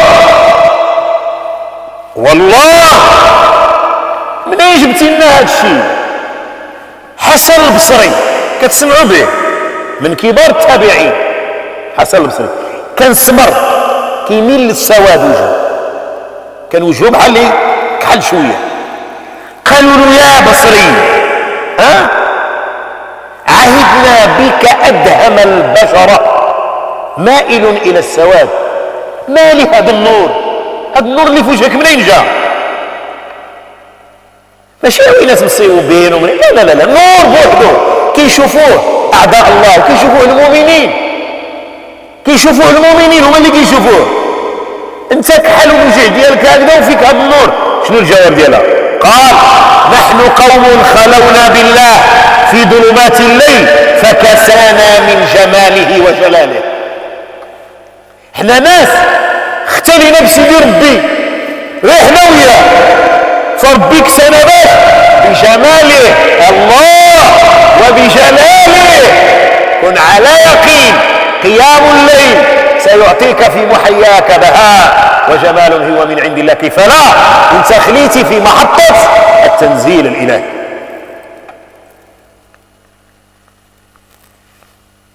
Quatrième chose, parmi d'autres, sache très bien que ton visage, pas uniquement parce que tu étais dans un lieu illuminé au moment où tu étais en connivence directe, en solitude, c'est-à-dire que tu étais en relation directe avec Allah, et le malaïka regarde cette lumière qui illumine, qui éclabousse la vue ordinaire de n'importe qui. Et Allah, alors là, tu es imbibé, ton visage devient illuminé, sache-le très bien. Et tu verras bien que des personnes vont te le dire. Hassan al-Basri, parmi les grands prédécesseurs, il était très, il avait une couleur qui tendait vers le noir, mais il avait une lumière qui, ma foi, qui jaillissait de son visage. Les gens lui disaient, mais qu'est-ce que c'est? Tu es comme ça, tu as une peau qui n'est pas une peau normale, une peau basanée, comme on dit. Mais cette lumière, d'où vient-elle? Il a dit, nous sommes des gens qui, ma foi, sont restés seuls avec leur Seigneur, et Allah nous a livrés de sa beauté et de sa lumière. Alors, tu vas retrousser les manches? Dis-moi, c'est à toi que je parle, à vous. Qu'est-ce que tu vas faire? Tu as beaucoup entendu. Qu'est-ce que tu vas faire? La première des choses, le minimum, commence par 3 prosternations avant le Fajr. Entre dans cet établissement. Construis-toi cette station de révélation. 2 prosternations avant le Fajr, 15 minutes avant le Fajr. Règle ton horloge selon le calendrier, selon l'éveil, et essaye, je dis, voilà, je me réveille 15 minutes ou 20 minutes. Juge rak'at avec le witr. Voilà. C'est pas difficile, je pense. Ça, c'est le minimum. Le minimum également. 2 ou 4 prosternations avec le witr avant le fajr. Le fait de persévérer, c'est le minimum toujours. Le fait de persévérer, l'Aïcha derrière l'imam à la mosquée. Le fajr derrière l'imam à la mosquée. C'est une prière nocturne. Mais tu as raté l'autre station chez toi. Tu as créé une station à la mosquée, la meilleure. L'Aïcha et Sobh derrière l'imam, c'est une prière nocturne et c'est le minimum. 2 prosternations à n'importe quel moment de la nuit avant le fajr. C'est une prière nocturne. Ça, c'est le minimum. Le maximum, qu'est-ce que c'est? Et tu peux lire, par exemple, 10 versets. 10 versets, tu es compté parmi les noms égarés. 100 versets, paye, tout se paye. 100 versets, alors là, tu es parmi les prieurs réguliers. Qanitin, 1000. Aya, tu es parmi al-muqantarin, c'est-à-dire les gens 5-5. Ma'Allah. الليل شنو غادي تعمل يا سيدي؟ غتبقى صافي سمعتي هادشي ما دير والو؟ لا. اللهم اني قد بلغت فاشهد ولا تجعلني من الذين يقولون القول ولا يتبعونه. فاذا اقل ما نبدا بك 2 ركعات قبل الفجر، 3 الركعات قبل الفجر، 4 يعني 20 مينوت افون الفجر، 20 دقيقة قبل 15 ندير الملقنا والنوض ونقرأ. إلا قريتي ب10 ديال الآيات ما تكتب شيء من الغافلين، من الناس اللي ناضوا. إلا قريتي ب100 آية من القرآن الكريم تكتب من القانتين، وإلا قريتي ب1000 آية تتكتب من المقنطرين، أي من الناس اللي يدخلوا في سلك الصالحين، تتولي من الناس الصالحين. وانت كتزيد ومولاي الكريم أكرم من كل المخلوقات. واحد النموذج يعني عجيب به غادي نختم. أبو حنيفة احنا شفنا أبو يعني عطاء بن رباح 20 عام، اسمع 40 عام أبو حنيفة شنو كان كيعمل؟ كان يصلي الفجر بوضوء العشاء 40 سنة، يعني الرجل ما كيناش. وأبو حنيفة قصته كبيرة، دابا نعاود لكم إن شاء الله شكون هو أبو حنيفة في وقت آخر إن شاء الله. كان أبو حنيفة النعمان المذهب الحنفي كان يصلي الفجر بالوضوء ديال العشاء، توضا صلى العشاء جاء الفجر إذن كان قائما لله تعالى. ورسول الله صلى الله عليه وسلم فيه الأسوة الحسنة اللي كان كيوقف يصلي حتى تشقت الرجل ديالو وهو اللي موعود بالجنة. J'ai donné ici le minimum, c'est-à-dire 2 prosternations 15 minutes avant le Fajr, avant l'annonce du Fajr. Ça fait partie quand même, tu feras partie de ces personnes de la station de la révélation. 4 prosternations avant le Fajr, pendant lesquelles tu peux lire 10 ou 100, ça dépend tu peux te lire le Coran bina yadik, il n'y a pas d'interdit là-dedans. Tu peux, si tu es persévérant, pour faire la prière de l'Isha derrière l'imam à la mosquée et le Fajr derrière l'imam à la mosquée, c'est une prière nocturne, mais tu as ta maison sans lumière. Ah oui. Et alors là, nous avons vu Ata ibn Rabah,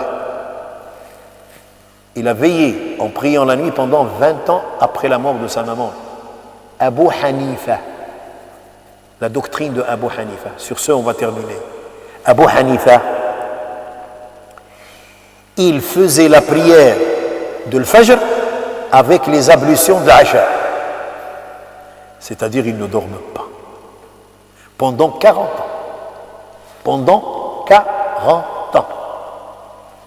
Il s'acquitte de la prière de l'Fajr avec les ablutions qu'il avait faites de l'Asha. Donc, c'est à nous de choisir. Est-ce qu'on est sorti de cette école de Ramadan bien entraîné? Est-ce qu'à l'issue de ce dernier que j'ai appelé moi, Miskul Khitam? Miskul Khitam, c'est ma dernière conférence, Mashi'atillah, parmi vous, mais j'ai bien jugé quand même de parler de ce sujet que j'ai intitulé La station de la révélation divine, et j'aimerais bien que ça soit diffusé auprès de votre famille, et que ce soit un point de départ dès maintenant pour qu'on puisse, chez soi, avec sa femme, avec sa famille, installer un petit coin, si petit, si étroit soit-il, pour que les anges puissent nous éliminer, pour que nous puissions le jour du jugement dernier voir Allah subhanahu wa ta'ala, pour que nos cœurs puissent être préparés et pour que également nos enfants vivent ce climat à l'intérieur de la maison, surtout qu'on est dans une communauté qui souffre de plusieurs cas d'indigence concernant la foi. ربنا لا تؤاخذنا إن نسينا أو أخطأنا، ربنا ولا تحمل علينا إصرا كما حملته على الذين من قبلنا، ربنا ولا تحملنا ما لا طاقة لنا به، اعف عنا واغفر لنا وارحمنا أنت مولانا فانصرنا على القوم الكافرين. اللهم لك الحمد حتى ترضى ولك الحمد إذا رضيت ولك الحمد مولاي بعد الرضا. اللهم إنا نسألك إيمانا دائما وقلبا خاشعا ويقينا صادقا ودينا قيما والعافية من كل برية وتمام العافية ودوام العافية والشكر على العافية والغنى عن الناس. اللهم أحسن عاقبتنا في الأمور كلها وأجرنا من خزي الدنيا وعذاب الآخرة. اللهم الطف بنا وطب أمة الإسلام في مشارق الأرض ومغاربها. اللهم تقبل صيامنا وقيامنا واجعلنا يا أرحم الراحمين لك من الذاكرين ولليلك بالقائمين ومن الصائمين. وتقبلنا يا رب العالمين مع النبيين والصديقين والشهداء والصالحين وحسن أولئك رفيقا. والسلام عليكم ورحمة الله تعالى وبركاته، وصلى الله وسلم وبارك على سيدنا وحبيبنا وأسوتنا وأستاذنا محمد صلى الله عليه وسلم. وأستودعكم الله الذي لا تضيع ودائعه. وشكرا على حسن الإصغاء، وشكرا على الناس ديال المسجد ديال فرسين على حسن الاستقبال وعلى هذه الضيافة اللي ضيفنا بها. فنسأل الله لهم إن شاء الله الجزاء الأوفر، ونسأل الله إن شاء الله لهم الحفظ في دينهم ودنياهم وعاقبة أمرهم، ونسأل الله بينهم وحدة الصف وقوة العقيدة وتمام الإيمان، ونسأل لهم إن شاء الله أن يجمعنا الله وإياهم مع رسول الله لنقول له يا رسول الله صلى الله عليه وسلم لقد تحدثنا في قيام الليل، ونسأل الله سبحانه وتعالى للأمة الإسلامية النصر والتوفيق والسداد في مشارق الأرض ومغاربها، وأن يوحد صفوفنا. واستودعكم الله الذي لا تضيع ودائعه.